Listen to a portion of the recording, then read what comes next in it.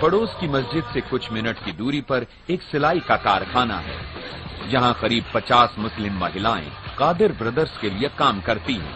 पहली नजर में यहाँ का सेटअप मुझे बिल्कुल भी मुस्लिम नहीं लगा। मेरा दिल कर रहा है कि मैं इन भाइयों को मुफ्ती नईम के सामने ले जाऊं। यूरोप और अमेरिका की सेक्स शॉप्स के लिए S&M गियर यहाँ बनते हैं। इस बिजनेस से सालाना लाखों डॉलर की आमदनी होती है।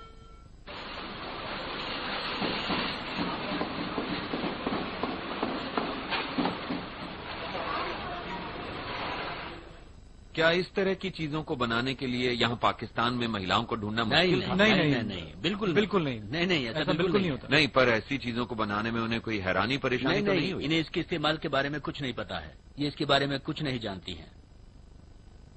नहीं, ये तो बस आती हैं और इन चीजों को बनाकर चली जाती हैं।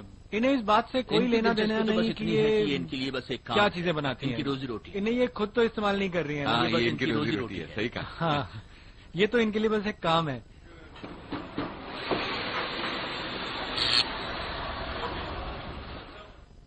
आप लोग मुसलमान हैं, है ना? हाँ।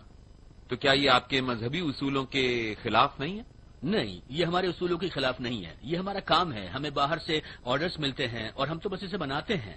पर यहाँ पाकिस्तान में तो धर्म को बहुत ज्यादा महत्व दिया जाता है। हाँ, पर जहाँ तक किसी धर्म के बारे में मैं जानता हूँ, दुनिया का कोई भी धर्म किसी को भी कुछ भी बनाने से रोक नहीं सकता, बल्कि रोकता ही नहीं है कुछ बनाने से। ये तो बस हमारा बिजनेस है, जैसे कि औरों के लिए होता है।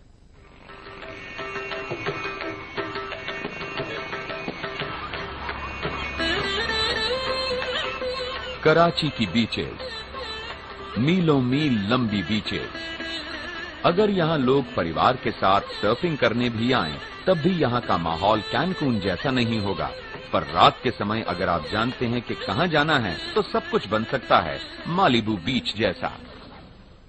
ओके, लिसन गाइस, ये है कराची की एक सैटरडे नाइट। और बेसिकली जब आप 20 साल के हों और आप पार्टी करना चाहें तो आप इस जगह पर आते हैं। हम समुद्र के किनारे पर हैं और तापमान 85 डिग्रीज है और आप शहर में पार्टी नहीं कर सकते, आप शराब नहीं पी सकते या मस्ती नहीं कर सकते, तो आप यहाँ आ सकते हैं ठीक यहाँ पर।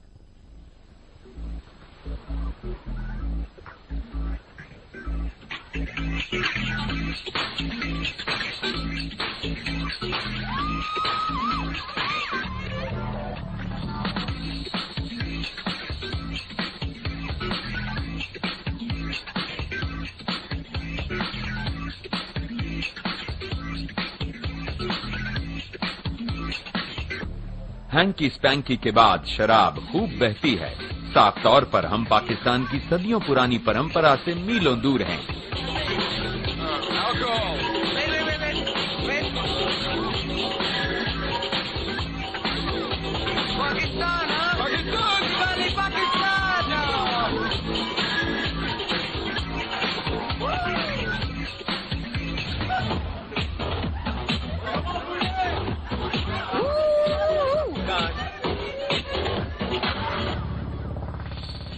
मुझे ऐसा लगता था कि यहाँ पाकिस्तान में शराब पीना मना है। हाँ, वेल अनफॉर्चुनेटली बाहर खुले में लोगों के सामने आप ऐसा नहीं करना चाहेंगे, पर जो आप अपने घरों के अंदर करते हैं वो लोग नहीं जानते, यू नो। और इसके ठीक उलट जब आप बाहर जाते हैं तो आप पूरी तरह बदल जाते हैं। और यही वजह है कि जिससे ये ख्याल कि मैं तुमसे ज्यादा मजहब को मानता हूँ का जन्म हुआ। हर कोई दूसरे के सामने ये प्रूव करना चाहता है कि वो अपने मजहब पर ज्यादा अच्छी तरह से चलता है। वेल कुल मिलाकर अगर कहूँ तो Pakistan rock. Pakistan rock.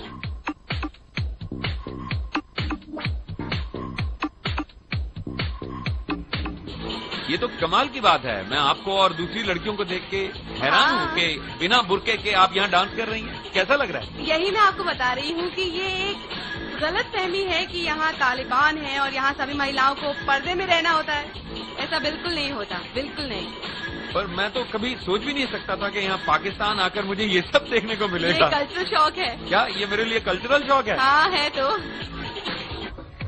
By the way, इस पार्टी में मेरा नया दोस्त है अली और ये सारी ट्रिक्स जानता है। अली, तुम्हारी तो मौज है, जरा सीक्रेट बताओ ना, तुम काम क्या करते हो? Well I work for television. मैं अगर कहूँ कि मेरी तरह? हाँ, तुम्हारी तरह, बिल्कुल तुम्हारी तरह। क्या मैं आकर तुम्हारा कोई शो देख सकता हूँ? पूछने की जरूरत नहीं है darling, you're in Pakistan. Okay, मैं आ सकता हूँ? जस्ट डू इट, जब भी तुम वहाँ आना चाहो। अगले ही दिन मैं वहाँ पहुँच गया जहाँ अली भी था, लेकिन आज उसका रूप ही बदला हुआ था। Welcome to the Begum Ali show. जैसा कि आप सोच रहे होंगे, ये कोई कॉमेडी प्रोग्राम नहीं है। ये पाकिस्तान का सबसे पसंदीदा पॉलिटिकल शो है।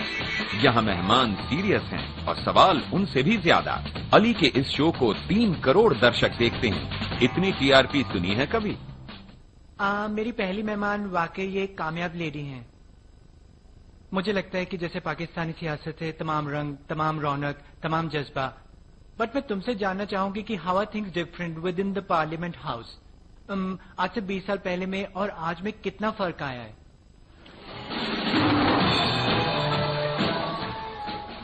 आप तो वाकई कमाल हैं मैडम, आपने तो मुझे हैरान कर दिया। और ये है डिएगो। Hello sir.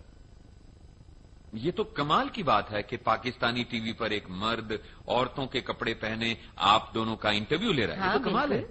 दरअसल हमारी सोसाइटी बहुत अंडरस्टैंडिंग है और तमाम लोगों की नजरों में पाकिस्तान की वही पुरानी दकियानूसी तस्वीरें हैं। जी जी, आई मीन जब आप पाकिस्तान के बारे में सोचते हैं तो आप मुल्लास के बारे में सोचते हैं, तालिबान के बारे में सोचते हैं, आप ऐसी चीजों के बारे में तो सोचते नहीं। आई मीन एक मर्द औरत के कपड़े पहने नेशनल टीवी पे एक शो प्रेजेंट कर रहा है, और ये एक बहुत ही पॉपुलर शो भी है। काफी समय से अली इस कोशिश में लगे हैं कि एक दिन वो फ्रांस की नई ग्लैमरस फर्स्ट लेडी का इंटरव्यू लें।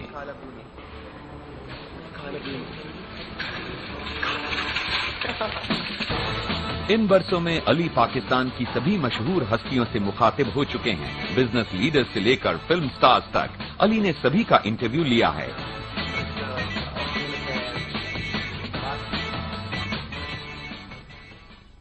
क्या कभी तुम्हें अपनी जान को खतरा महसूस नहीं हुआ? क्या तुम्हें इस बात का डर नहीं लगा कि मुल्ला तुम्हारे पीछे पड़ जाएंगे? कभी डर नहीं लगा? डिएगो,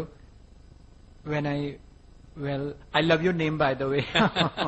जब मैंने अपना शो शुरू किया तो बहुत से लोगों ने मुझे फोन किया, पुराने दोस्त जिन्होंने फोन करके कहा आर यू क्रेजी अली।